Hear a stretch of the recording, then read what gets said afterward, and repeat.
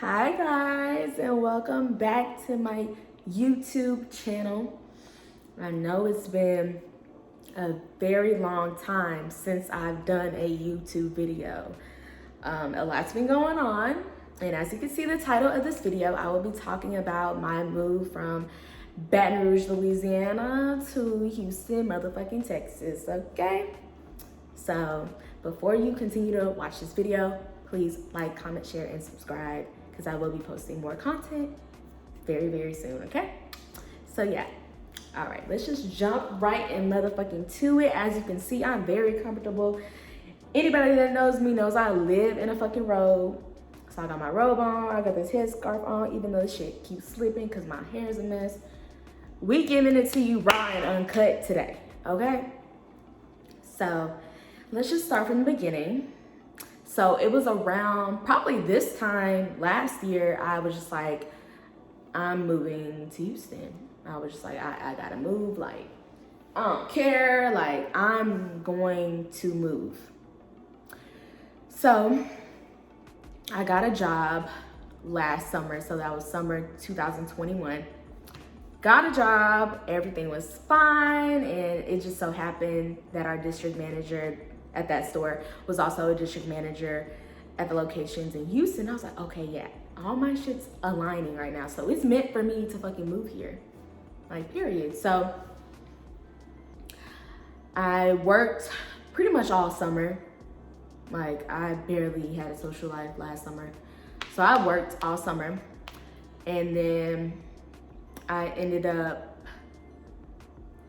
moving here. It was like August 20 something. Like, I forgot the actual date, but I do remember it was on a Friday that I moved. So I moved here. Moving day was hectic, okay? Anybody that knows, you know, when you move in somewhere, it's gonna be a lot going on. But thanks to my family and my friends that came and helped me. Thank you so much. Y'all help the girl, because I couldn't have done it by myself. Hell no. Okay. So then everything was fine, moved in, cool. I had like a week before I started work. So during that week, I was just getting, you know, shit for the house, like decorations, you know, cleaning supply, you know, the normal shit that you would get for your apartment. And keep in mind, this is my first apartment ever without having a roommate. Like, this isn't student living anymore. Like, I'm living in the real deal apartments. So like I said, I had a week to prepare myself. So that's what I was doing. I was doing a lot of prep, you know, doing a lot of stuff around the house, which is cool, whatever. This is when shit kind of went a little left, okay? Like, basically, they was playing on my top. The job, they was playing on my top, and I was like, yeah, fuck y'all. Respectfully. You know, I was just like, you know, fuck y'all. I ain't working for y'all no more. So I ended up quitting. This is when shit got real, because when I moved to Houston, I told myself, Chanel, come. You are coming out here to be better. You know, like, I was not about to bring my past behaviors to this new chapter in my life, you know? You get what I'm saying? Like, I was not gonna do all that bullshit that I was doing back then here, you know? So when I quit, because it was playing on my top, I was just like, okay, well, fuck. What do I do now? You know, like, I'm just like, like, I felt myself going back into that depressive state. And I was just like, oh my God, this can't be happening. This can't be happening. Like, cause I'm gonna be real with y'all. Like, my transition from Louisiana to Houston was not smooth at all. And I still have rocky ass moments. Like, right now, currently, I'm kind of like, you know, in that state of still trying to figuring things out still. So it's gonna be, you know, a journey, you know, but whatever. So yeah, so I ended up quitting. So I was like unemployed for like, I say like a month.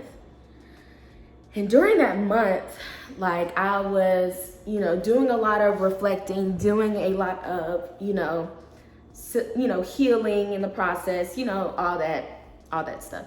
What the fuck is going on? See this one? Y'all, I miss my microlinks so much. I want them hoes back and so bad. But anyways, so like I said, during that time I was doing a lot of reflecting, a lot of,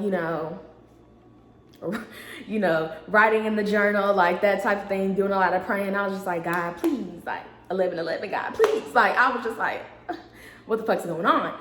So I was just applying, like every day, applying for jobs, applying. And so then I ended up getting an at-home job, which paid good. And I was like, it was flexible hours, at-home jobs, you could work from anywhere. So that's what I liked about it as well. So I was like, okay, cool. Like this is cool, And I fucking hated that job. I'll be real. I fucking hated that shit so bad. Like I was like, no. So fucking God, I can't. So I ended up quitting / getting fired. So basically what happened, as I had in my head, like I'm like, okay, this job is not for me. I just kind of stopped logging into work. So I kind of just like stopped working. And then they called my ass and they were like, well, we think this job really isn't for you. And I was like, yeah, it's really not. So boop, boop. Like, so it's like I quit, but I got fired, but I quit. Like, it's like I quit before I got fired, but they still called me to let me know that the job wasn't for me, which it was like, bitch, I been said the job wasn't for me. You know what I'm saying? Like, I showed that through my actions. Like, I didn't get fucked. Like, I was like, fuck it. Because I worked there for like, I said like a month. Maybe not even that. Probably like 3 weeks. It was very, very short. So, now I'm back to square one. So I'm just like, fuck, I ended up enrolling into real estate because that's another reason why I moved out here too, is because I want to get into the real estate game. So I, enrolled in classes. I'm doing my courses and all that. Everything's fine, everything's fine. Then one of my friends was like, hey, the lady that sold my house, or that sold me the house that I'm living in, is having an event for her, her clients. And he was like, you should go. And I'm like, okay, perfect. It's like the perfect, networking opportunity. Like, I could present that, I'm still in the learning process. Like I'm still, in real estate classes, like, I could be an intern, like an assistant, something, So I was like, okay, this is gonna be great. I was really excited. Cool. And he was like, hey, like, it's very casual since it's for, the clients, like it's just like a little gathering or whatever. So I'm like, okay, cool. So I'm kind of casual. I ain't wearing sweats now, but I'm just coming in casual. I walk up into that bitch. I'm looking around. These hoes is wearing dresses and heels. I said, okay, he finna get cussed out for not telling me that these bitches came to step, okay? But, I walked in. I was just like, fuck it. I'm still walking like I'm that bitch, right? So I walk in. I get introduced to one of the ladies. So basically the company is a brokerage company. It's all minority women. And, they top dog in Houston. So I'm like, okay, this is great. Like, cool. Like, I'm surrounded by women that look just like me. Like, I feel comfortable. So I ended up meeting one realtor that works for the brokerage, and then she ended up introducing me to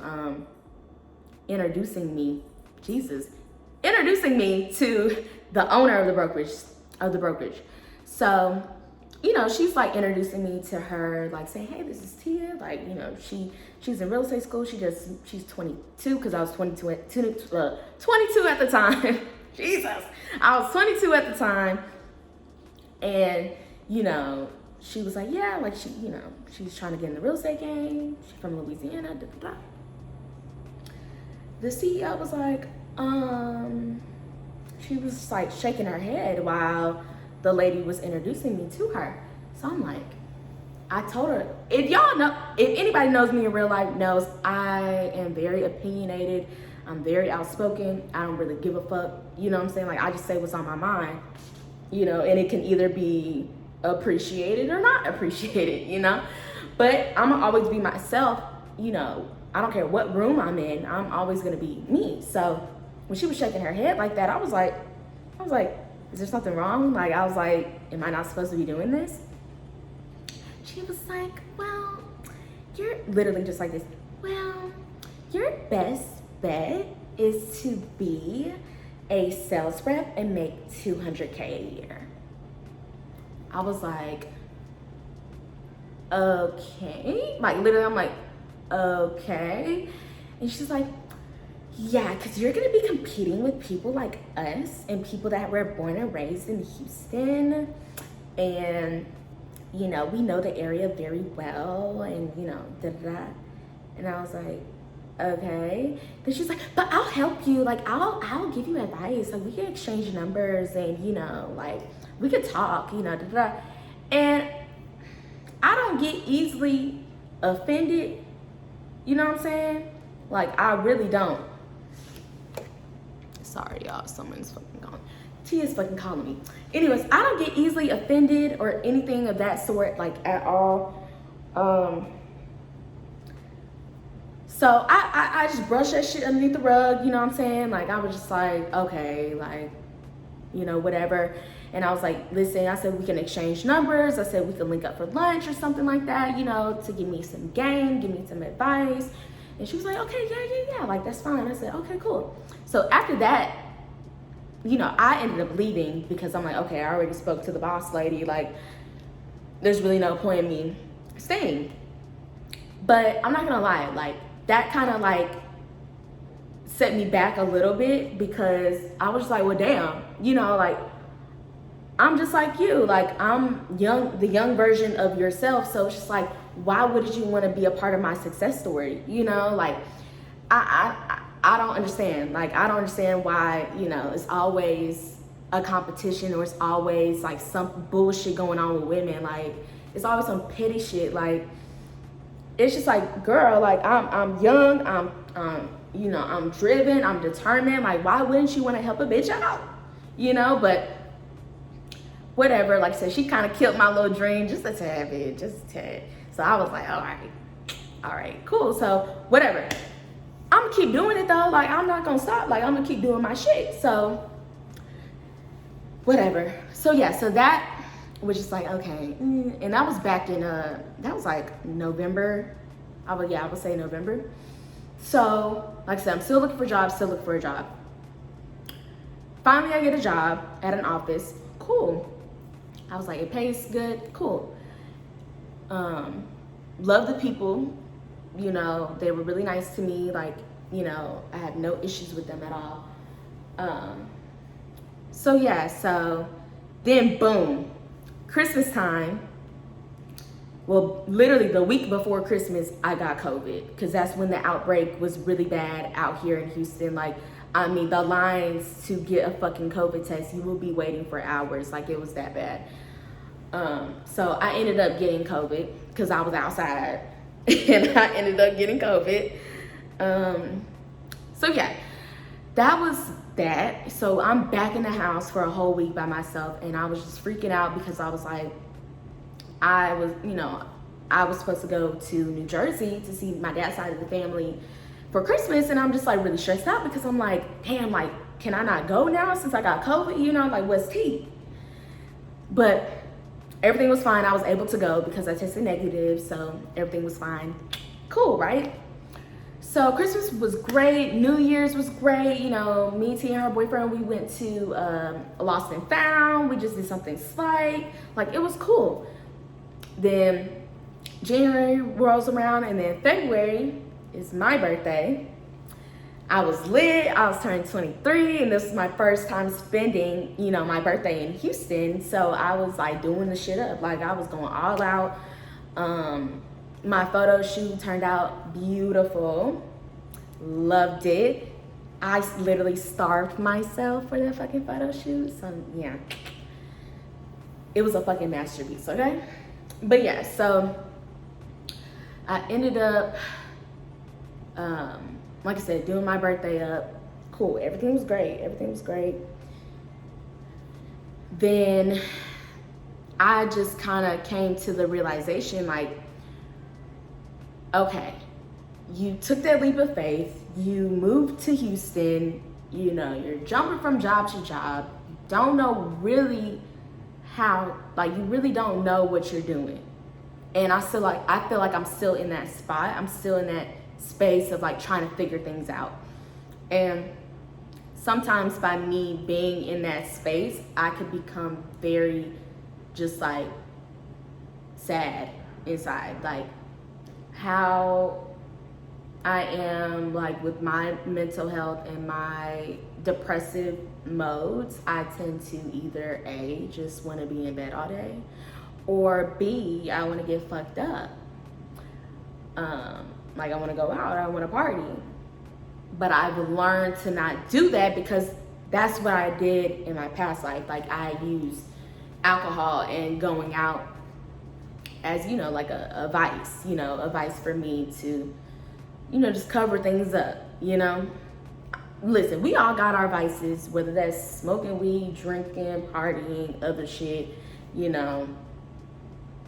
That's just how it is, you know. So, like I said, I'm still learning. I'm still, you know, growing. I'm still trying to figure things out, you know. But I'm just taking it day by day because, like I said, this transition for me was not easy at all, mentally and physically, like, and emotionally. Like, it was just not easy for me. Being away, you know, from my family, from my parents was hard. It was really hard for me because, like I said, I still to this day, and it's, you know, it's April now, I still really don't know a lot of people here, which, I mean, it's fine, but I wish my parents, you know, lived here with me, at least in the same state. But they try their best. Like they definitely come and visit me like every 2 weeks. So, which is great. You know, my dad stays in Shreveport, so he's like 4 hours away, and my mom, she lives in Alexandria, which is 4 hours away. So, you know, it's fine. But yeah, so that's basically my story from moving from Louisiana to Houston. Like I said, it was not a hop, skip, none of that shit. That shit was rough, you know what I'm saying? But I have absolutely no regrets on moving. Absolutely none.